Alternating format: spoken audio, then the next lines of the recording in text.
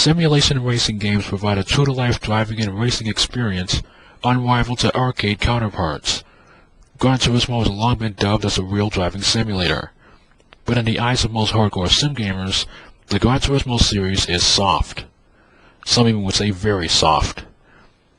The very realistic aspects of Gran Turismo are in such a way that this game series is as real as possible while also being fair. Most of the hardcore types would fancy a more sim-oriented model. Gran Turismo 5 Prologue has offered a driving model which is still accessible to most casual gamers while giving the hardcore set an extreme driving experience. Most people can do without a casual driving model. Such a casual model exists for one reason: accessibility. But for some people, anything short of a purely realistic experience is substandard, and to some others, unacceptable. Everyone has a different definition as to what classifies as hardcore for any game, let alone a racing or driving game. Let's envision a hardcore model. One of the first places to turn would be games like GTR, Race WTCC, and Richard Burns Rally. The advantages of a hardcore driving and environment model means that everything is almost totally true to life and seriously authentic. Almost anything you could see and experience in a real race unfold can be experienced in a proper simulation. It is almost as if a game developer captured reality and made a game out of it.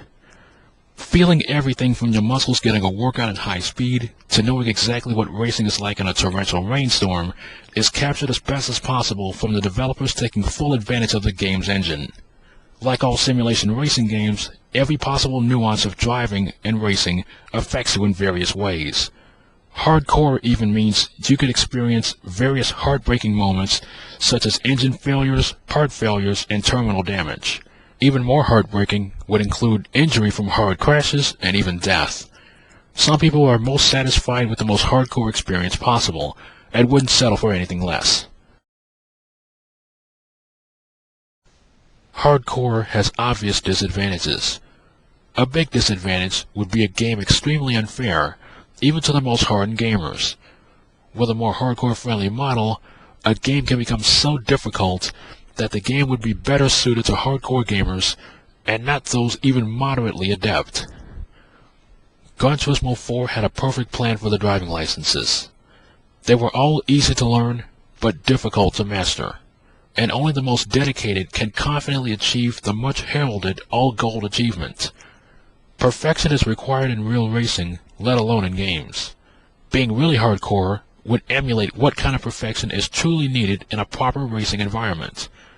Another thing to consider is how much the developer wants to deliver the most true-to-life experience on the limits of the game's engine, a developer's willingness to exploit every fathomable limit of the processor, and not to mention actually being able to have as much realism that the automakes and race constructors alike will allow. Such elements even require a close association with automakers, race teams, sometimes racing personalities, including if you're going to actually use actual names of actual drivers, and the like. The recurring theme here is fairness. If a game wasn't accessible, it wouldn't be very fun. You sacrifice a pick-up-and-play experience for the betterment of bringing the most adept sim racers to win, while all others need to seriously hone their skills to try and win. Sometimes, making a game too detailed really takes away from simply getting out and going racing. This is the simplest of desires for any gamer of any genre. Call it whining, but the truth is, not everyone is hardcore. These are still just games at the end of the day. The most extreme experiences can be had by actually competing in actual racing competition. All games just do is replicate the experience by taking actual experiences and converting them into video game code. So sometimes you have to put a limit on some details. In addition, the hardcore set know that the best way to enjoy a racing experience is to play with a proper racing wheel and even perhaps a specially built racing seat unit.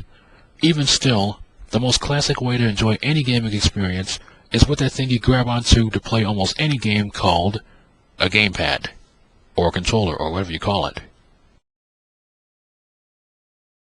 This is all not to say, however, that Gran Turismo 5 still can't push the envelope and really justify the slogan of the new standard. The Gran Turismo series is evolving and maturing with each new title, especially with the transition between Gran Turismo 4 and at least Gran Turismo 5 Prologue.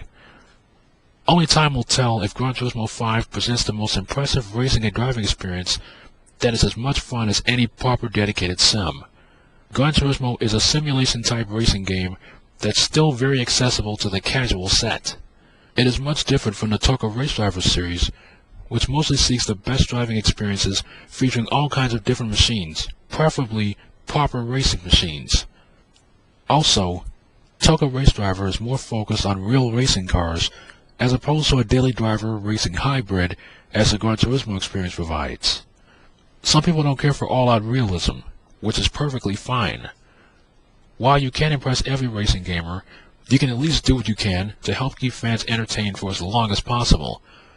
And if that means staying away from a seriously hardcore model, while at least trying to achieve middle ground for casual and hardcore sim racers alike, then Polyphony Digital will have to do all they can to provide a racing experience that delivers better compromise than conflict. Gran Turismo 5 should only be difficult for those who want the most difficult experience. One shouldn't be forced to race on the hardest difficulty in any effort to respectively achieve 100% completion. Everyone from elementary school students to seasoned racing veterans should have as equal a chance of becoming champions of Gran Turismo.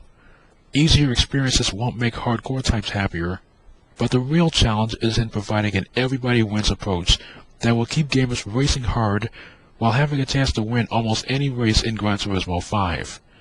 And in the end, it all boils down to gratification and satisfaction. Without these elements, you'll never cross the finish line as the winner. My name is John Marine, and I want to thank you for watching John Marine Tube, my YouTube channel. Subscribe because you love my videos on my channel, comment because something is on your mind, rate because my videos mean something to you, but please don't hate. To see more of my videos, please visit youtube.com/JohnMarineTube. And also click on more information to find my fan sites on MySpace and Facebook. On behalf of myself here in Houston, Texas, to you the world over, thank you for watching this video. Take care and have an amazing day. Love and peace.